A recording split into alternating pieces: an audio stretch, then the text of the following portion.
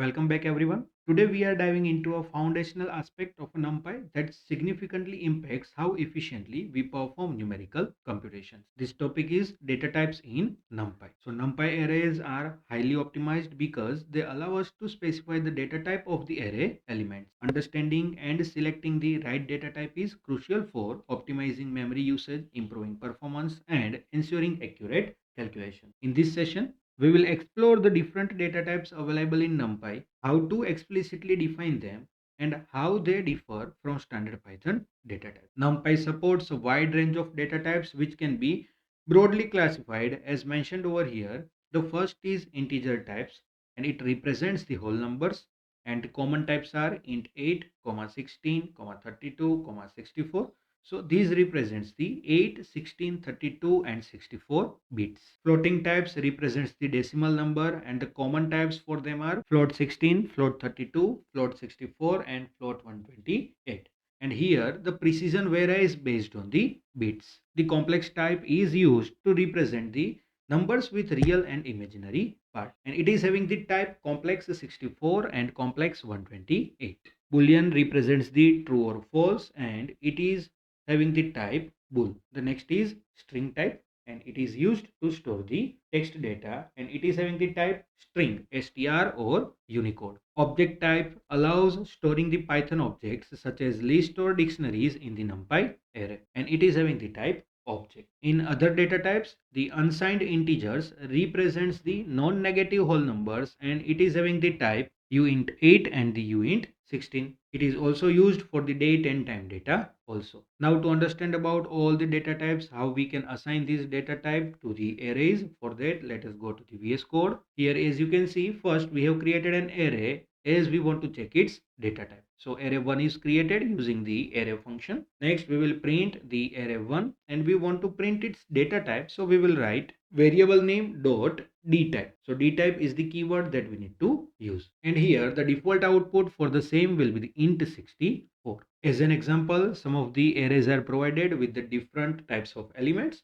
So as we can see, the first is integer array, next is float array, third is complex array, and within complex array you can see that we will mention np.array within round bracket, and within that square bracket we will provide our imaginary number or the complex number. So that number is being 1 plus 2j, 2 plus 3j and 3 plus 4j. Here as you can see, based on the provided data, the data type is defined by the NumPy system. We can also create the NumPy arrays with the defined data type also. For that we need to make the minor changes in the syntax. So as you can see, we are storing the answer in the array 1 using the np.array functionality and it is having the three different elements. Now the default value, we know that it is having the data type int 64.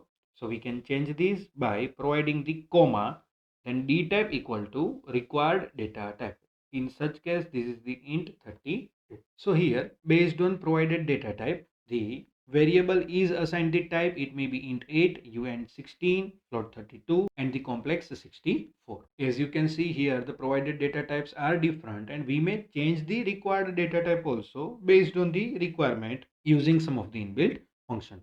Here as you can see, we have provided one integer array having the array element and the default data type will be integer. Now suppose we want to change its data type to the float. So for that we will store it into the another array, that is float underscore array equal to the array which we want to convert, that is integer underscore array. Then the function name is as type, so dot as type, and within bracket we will provide our required data type. In our case, suppose we require the float. After converting it, let us print both integer as well as float array to get the difference. So from this program, I hope you got the idea that what are the data types for the array and how we can modify the data type based on the required condition. Let us run the program to check the output. So first you can see that the default data type is integer 64. Then for the second, again data type is the int 64. For the next, float 64.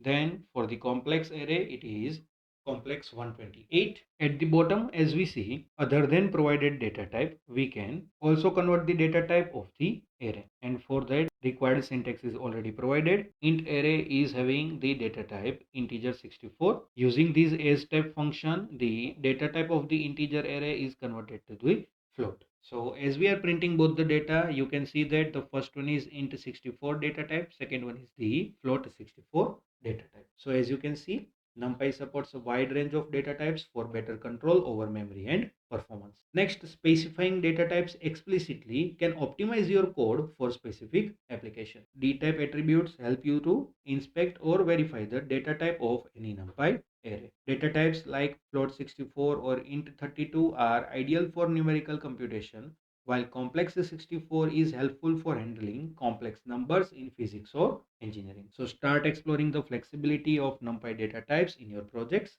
and you will see the significant impact it can have on performance and accuracy. So looking forward to see you all in our further session. Till then, thank you.